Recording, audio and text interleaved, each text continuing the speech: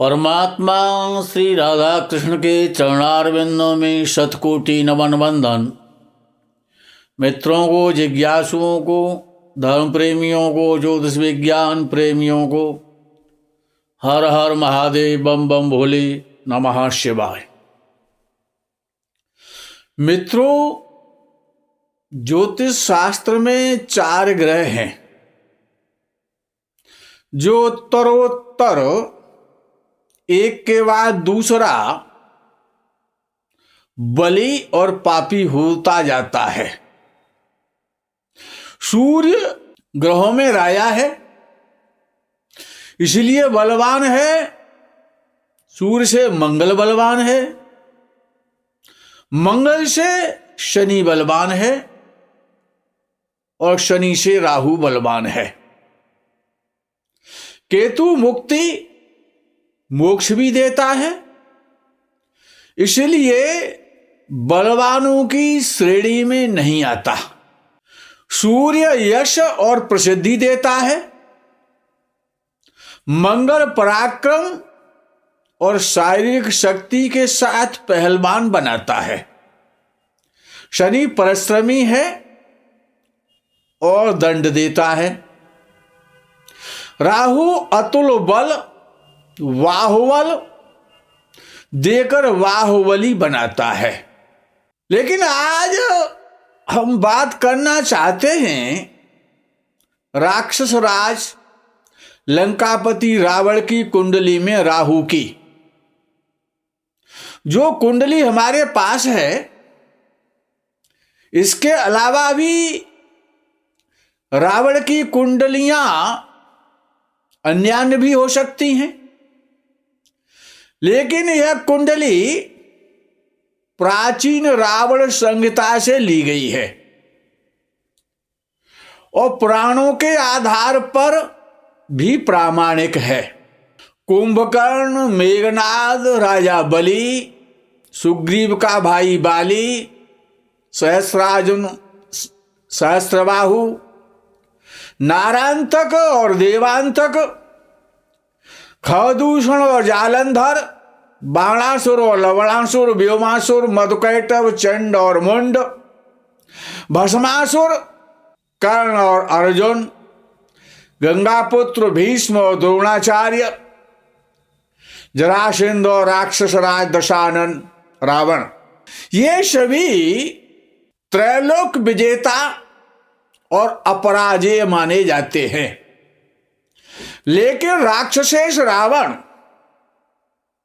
इन सबसे अलग और हटकर है। जो भी पैदा हुआ है उसकी जन्म कुंडली तो होती है और हर कुंडली में ग्रह होते हैं, लेकिन रावण जैसा तपस्वी, रावण जैसा विद्वान, रावण जैसा पंडित और महान ज्ञानी तथा मायावी और ब्रह्मा जी से वरदान प्राप्त करने के साथ साथ ऐसा दूसरा शिव भक्त कोई दूसरा नहीं हुआ। रावण भगवान शंकर का ऐसा भक्त था कि भगवान शंकर कैलाश से नंदी पर सवार होकर अपनी पूजा कराने के लिए नित्य लंका जाते थे। रावण ऐसा अद्वितीय बलि ज्ञानी था कि काल की गति और ग्रह नक्षत्रों की गति पर भी उसका अधिकार था। अपनी मृत्यु को भी उसने अपने वश में कर रखा था।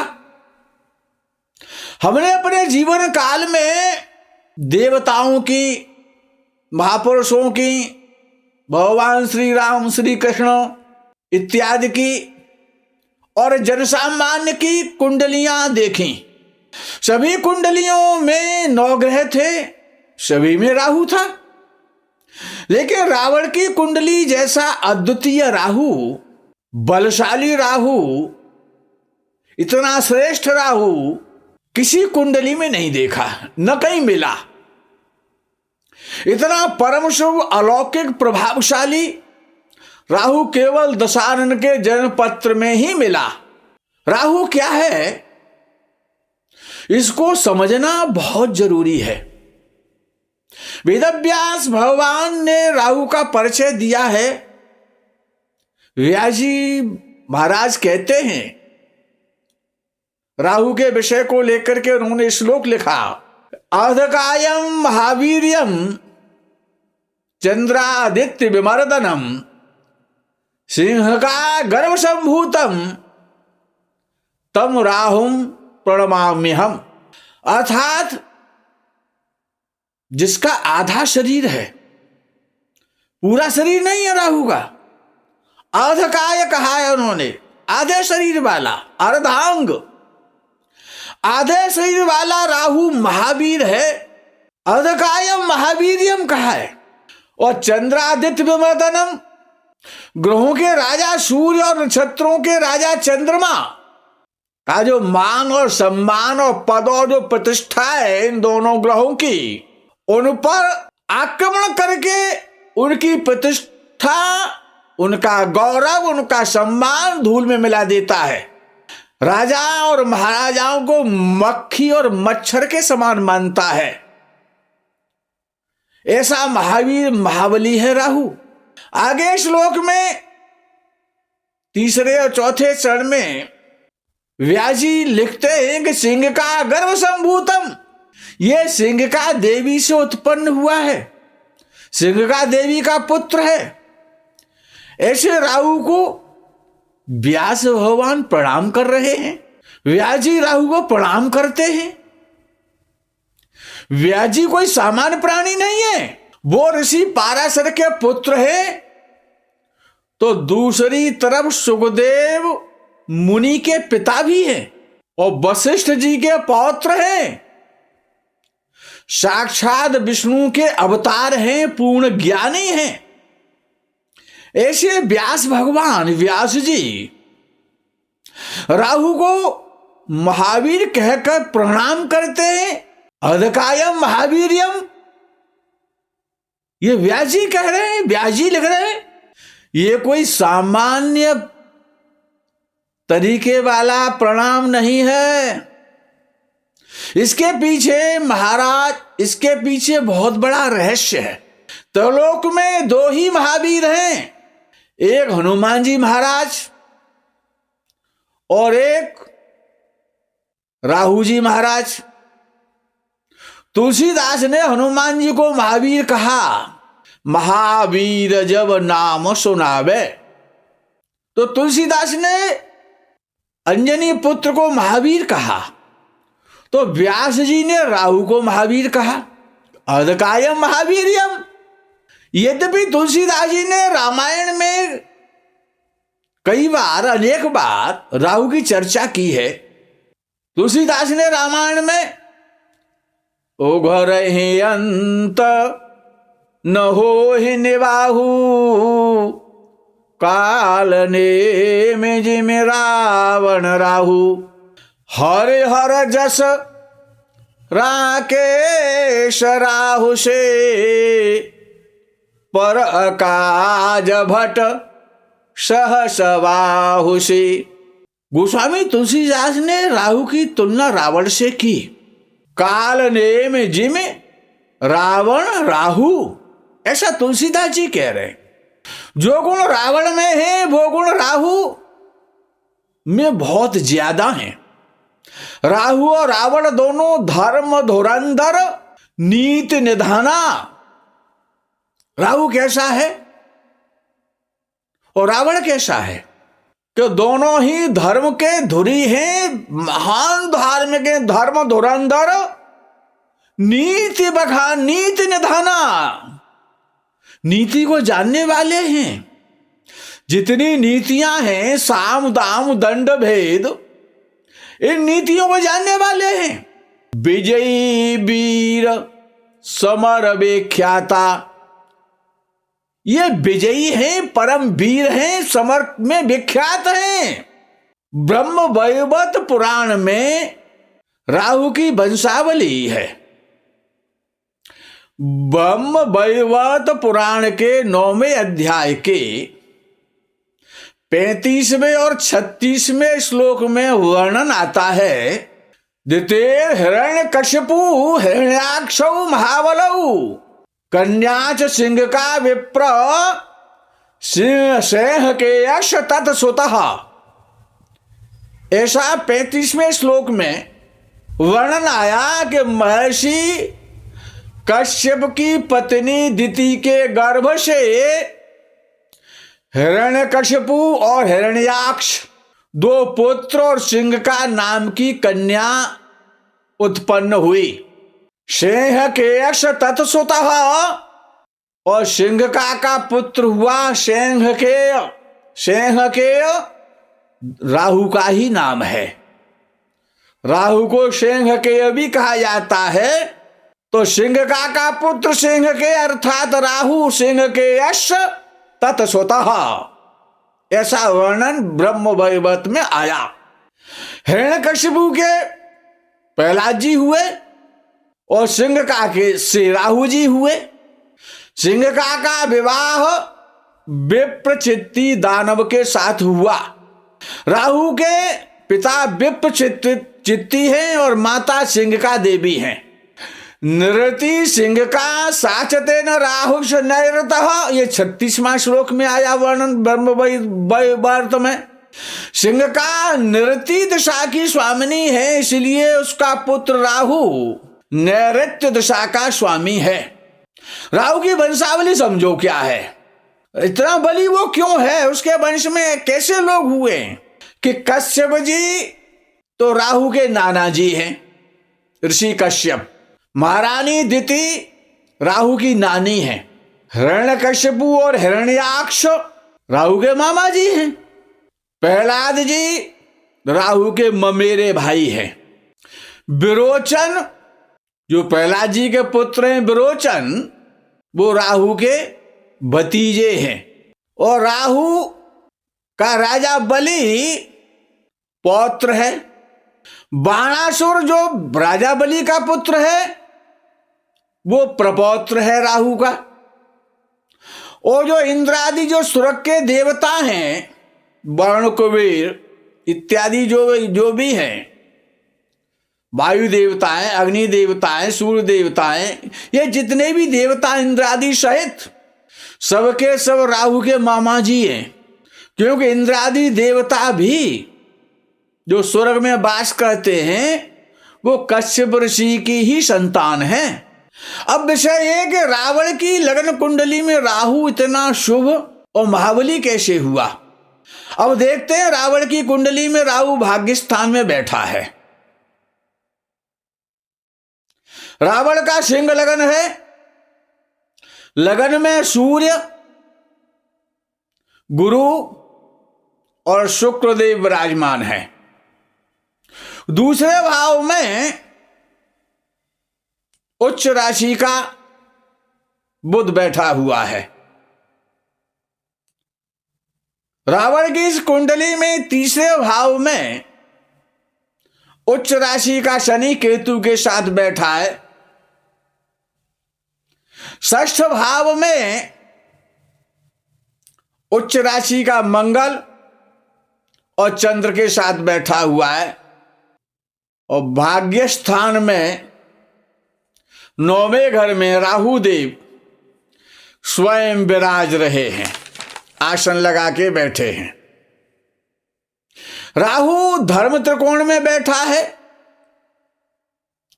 धर्म त्रिकोण 3 होते हैं, लगन, पंचम और नवम।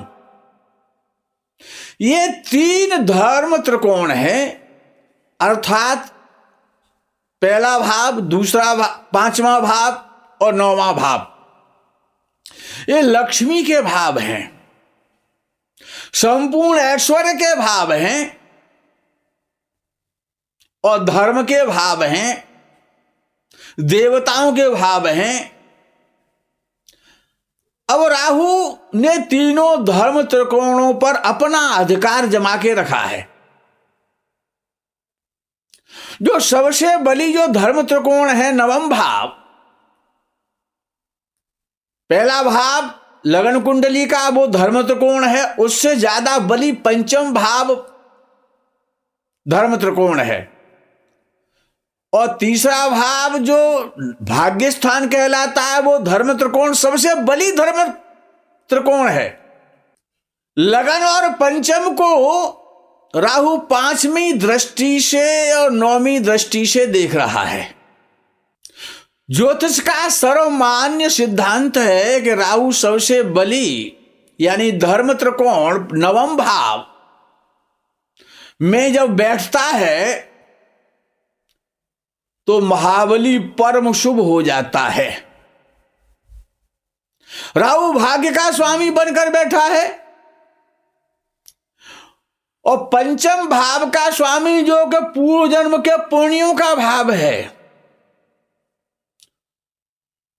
पंचम भाव का स्वामी बृहस्पति पंचमेश होकर के अपने परम मित्र, अपनी प्रिय और मित्र अधिमित्र राशि सिंह राशि में लगन में बैठा है, वो भी धर्म त्रिकोण है और राहु को देख रहा है।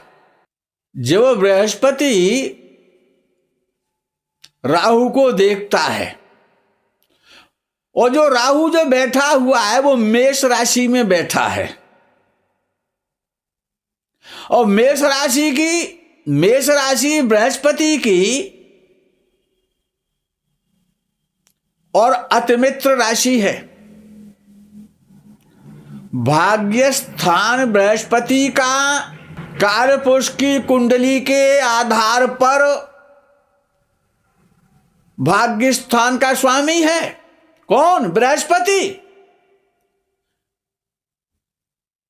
बृहस्पति उसको देख भी रहा है पंचमेश होकर के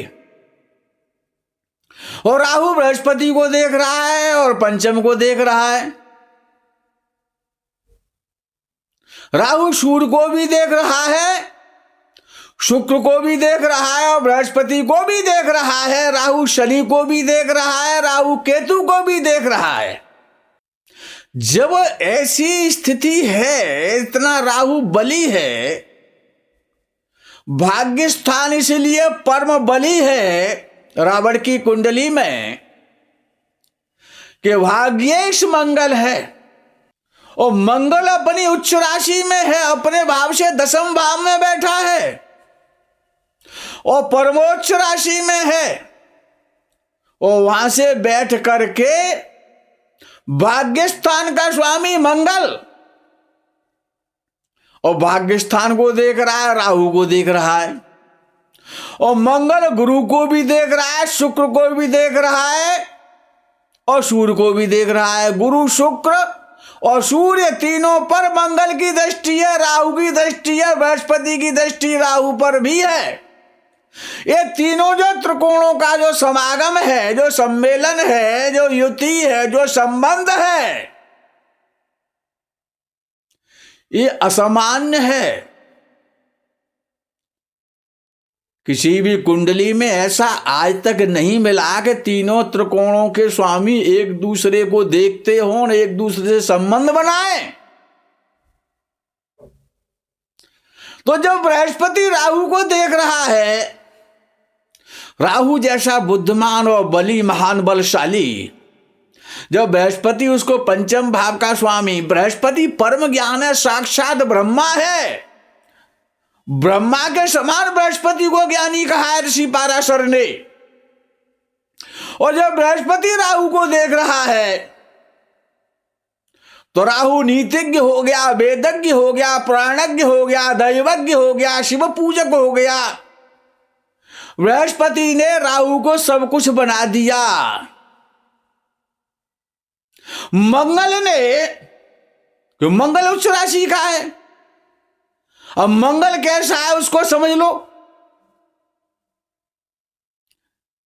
कि धरणी गर्भ संभूतम विद्वत कांत समप्रभम,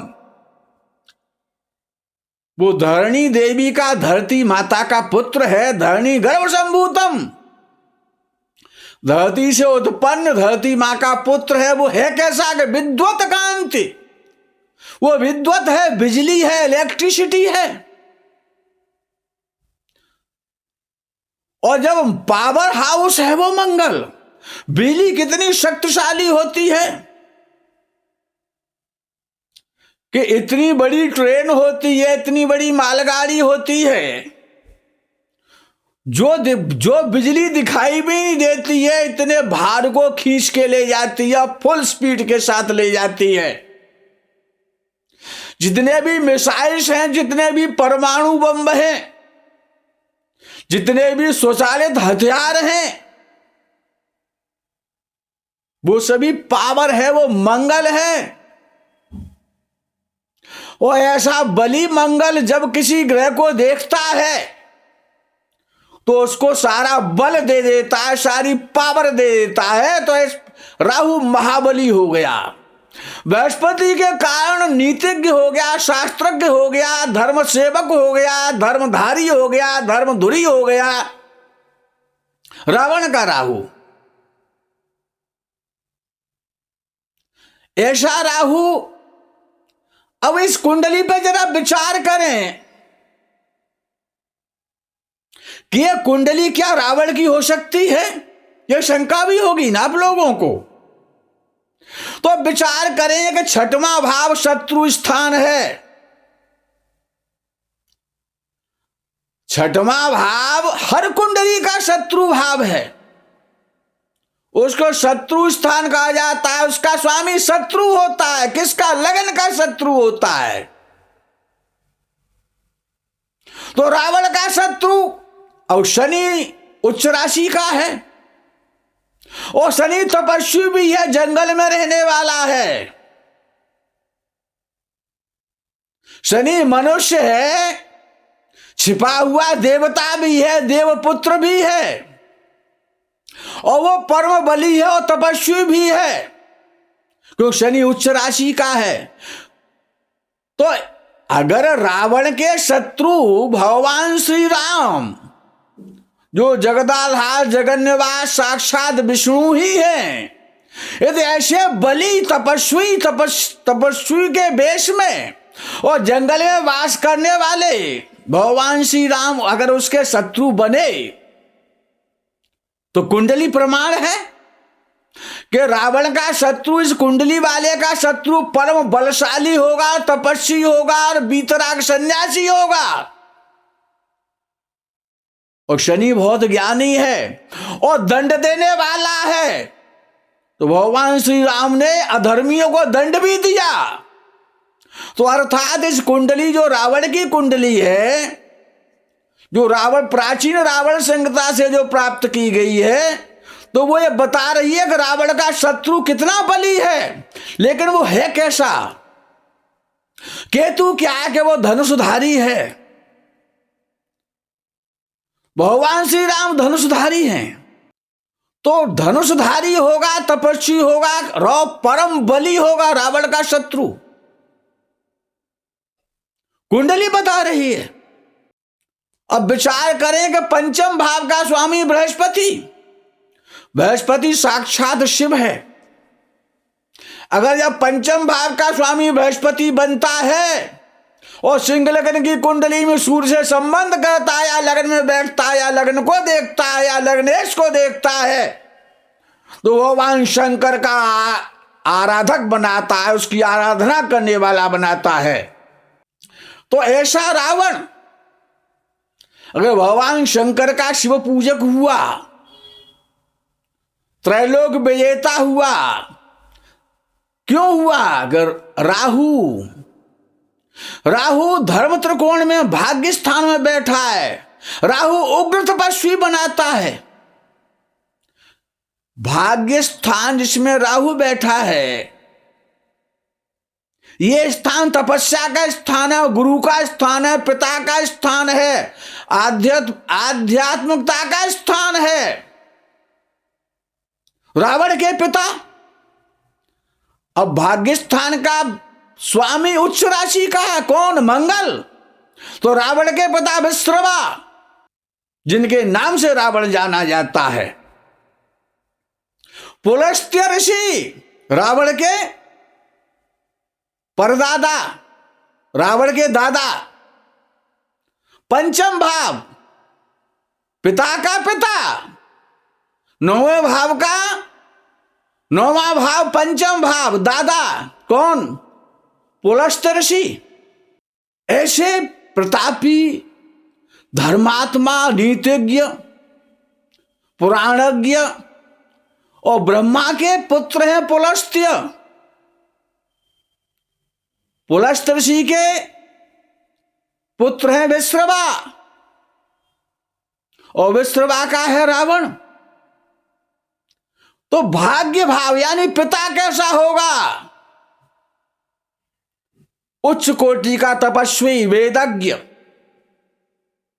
तो रावण की कुंडली होने में कोई संदेह नहीं आ रहा है।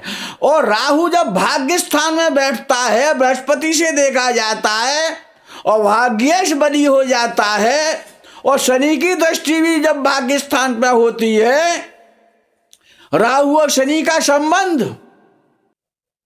शनि क्या है इसमें? भगवान श्री राम को दर्शा रही है कुंडली। बलि शत्रु को, बलवान, अपराजेय, दंड देने वाले शत्रु, जो सबको दंड देने वाला हो, ऐसा शत्रु। तपस्वी हो, जंगल में रहने वाला हो, सन्यासी का वेश हो जिसका। और इस कुंडली में सबसे बड़ा शत्रु कौन है? जब सिंह लगन की कुंडली होती है, जो कि ये मौजूद है राजा धराज रावण की, इसमें शुक्र लगन का शत्रु है, लगन में बैठा है। कौन? शुक्र कौन? जगत जननी माता सीता, विदेह नंदिनी सीता जी, जिसमें एक शनि बैठा है, राम जी की पत्नी,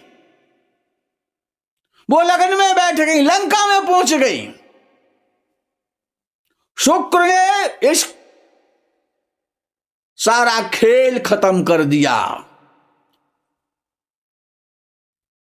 क्योंकि वो लगन का शत्रु है, लगन में बैठा है। वो सूर्य का भी शत्रु है लगन में, और लगन का भी शत्रु है, लगनेश का भी शत्रु है, और बृहस्पति का भी शत्रु है। कौन? शुक्र, जो लगन में बैठा है। राहु जैसा बलवान ग्रह। राहु कितना बली है? भगवान विष्णु ने, भगवान श्री राम ने, भगवान सदाशिव ने रावण को मारा, कुंभकर्ण को मारा, इंद्रजीत को मारा, बाली को मारा, सहस्त्रार्जुन को परशुराम जी ने मारा,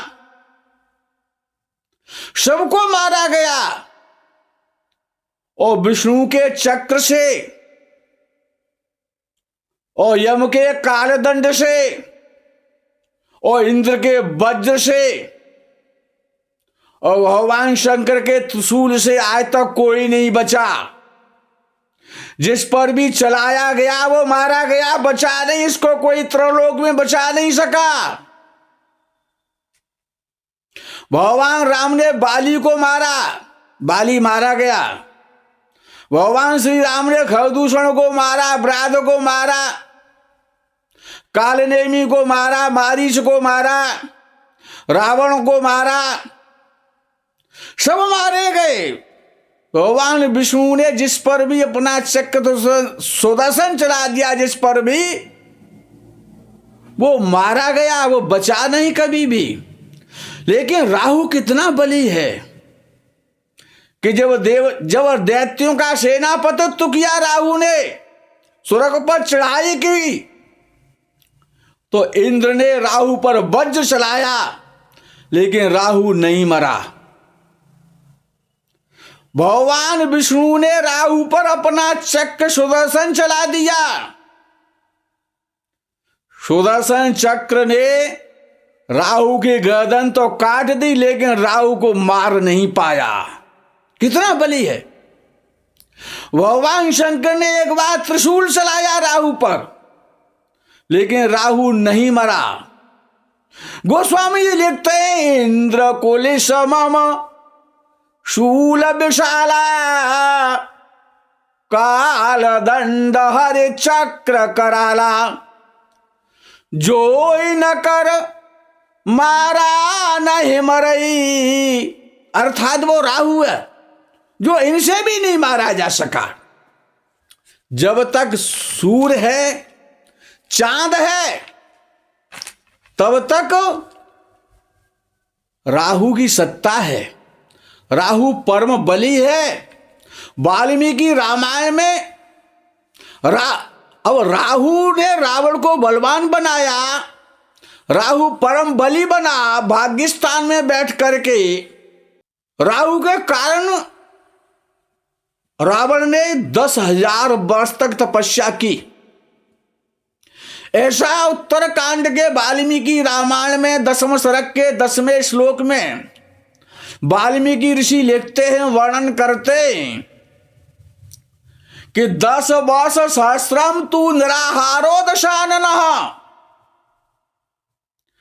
10 वर्ष सहस्रम 10,000 वर्ष तक निराहारो दशाननः रावण ने उपवास किया, व्रत किया। 10,000 वर्ष तक कुछ खाया नहीं था रावण ने 10,000 वर्ष तक तपस्या की। रावण ऐसे ही महान नहीं हो गया। जन्म कुंडली में तो सबके राहु होता है, सबके सूर्य होता है, सबके बृहस्पति होता है, 9 ग्रह होते हैं। हाँ, हम मानते हैं कि रावण का राहु बड़ा अलौकिक है, दिव्य है, लेकिन इसके साथ साथ राहु ने रावण से क्या कराया? उससे तपस्या कराई, क्योंकि 9वां भाव तपस्या का भाव है। राहु ने रावण को तपस्वी बनाया और 10 वर्ष सहस्रम तू 10,000 वर्ष तक निराहारो दशानना। 10,000 वर्ष तक रावण ने उपवास किया और व्रत किया। पूर्ण वर्ष सहस्रे तू, और 1,000 वर्ष पूर्ण होने पर श्रेष्ठागनो जुहावशः, रावण अपना एक सिर 1,000 वर्ष व्यतीत होने के बाद तपस्या करते हुए अग्नि में स्वाहा कर देता था। इस प्रकार 1,000 वर्ष पूर्ण होने पर एक सुर स्वाहा करते करते 10 सिरों में से 9 सिर स्वाहा हो गए और अब एक सिर बचा। 10 सिरों वाला रावण दशानन एक सिर का रह गया। जब 10,000 वर्ष पूर्ण हुए, दशानन 10वां सिर काटने को तैयार हुआ। उसी समय ब्रह्मा जी ने आकर दशानन का हाथ पकड़ा, कहा, बेटा हम अति प्रसन्न हैं, वर मांगो। तपस्या था, तप में कितनी शक्ति है। तुलसीदास जी महाराज रामायण के बालकांड में 162वें दोहे के बाद दूसरी और तीसरी चौपाई में तप की महिमा का वर्णन करते हैं कि तप बलते जग सजय विधाता, तप बल विष्णु भय परित्राता, तप बल शंभु करहि संहारा, तपते अगमन कछु संसारा। तपस्या के बल से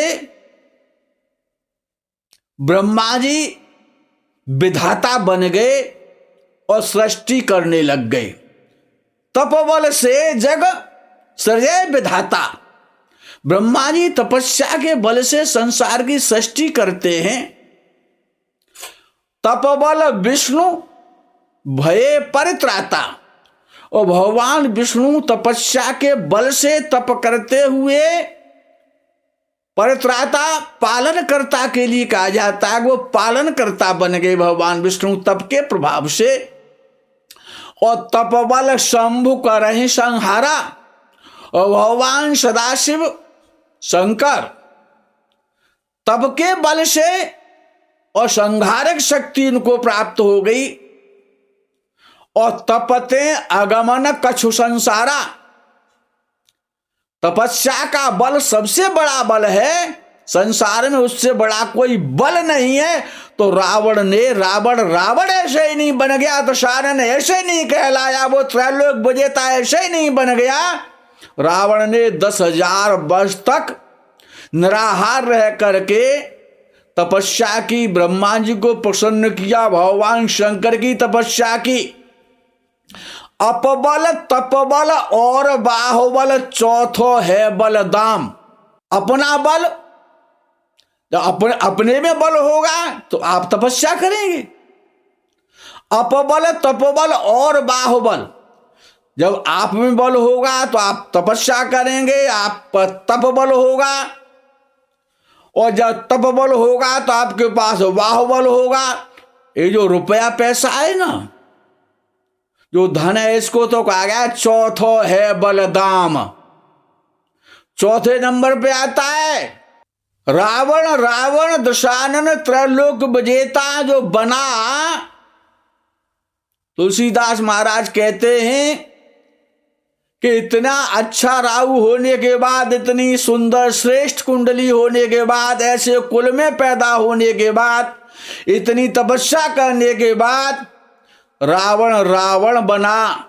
तुलसीदास जी कहते हैं बार मथे घत होय बर सिकताते बर तेल।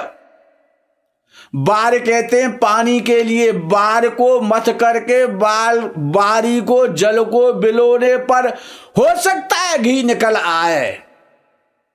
सिकताते हैं बर तेल, सिकता कहते हैं बालू के लिए, रेता के लिए, रेत के लिए। और बालू को एक्सपेलर में, मशीन में डाल करके मसलने पर हो सकता है तेल निकल आए। और पानी को मथने पर घी निकल आए, हो सकता है ऐसा। कि बिनु हरि भजन न भव तरिय, और बिना तपस्या के यह सिद्धांत अपेल कि आप बलि नहीं हो सकते। अरे हर एक की जन्म कुंडली है, जिसका भी जन्म हुआ है, कुंडली कितनी भी अच्छी हो, ग्रह योग भी अच्छे हों, इतने से ही सब कुछ नहीं हो सकता है। सब कुछ तभी होगा जब ईश्वर की कृपा होगी, ईश्वर की पूर्ण कृपा हो।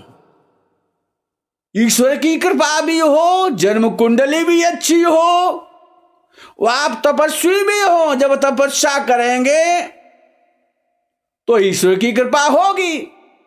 जब ईश्वर की कृपा होगी, ईश्वर प्रसन्न होंगे तो वरदान मिलेगा, आशीर्वाद मिलेगा, और आप महान महापुरुष बन जाएंगे। मित्रों, रावण की कुंडली जैसा राहु किसी का नहीं देखा जाता। भाग्य स्थान में राहु मेष राशि का स्वामी, और मंगल भी मेष राशि का स्वामी। क्यों? राहु को यह वरदान है ना कि जिस भाव में बैठता है, जिस राशि में बैठता है, वो उसी का स्वामी हो जाता है। बहुत कुछ है कहने के लिए, लेकिन यही विराम कहते हैं। वीडियो कुछ बड़ा सा लग रहा है, यही विराम, यही विश्राम। तब तक आप राहु के विषय में विचार करें, राहु के विषय में सोचें, राहु को प्रसन्न करें, राहु देव आप पर कृपा करें। हर हर महादेव, बम बम भोले नमः शिवाय। जय गो माता की। हर हर महादेव।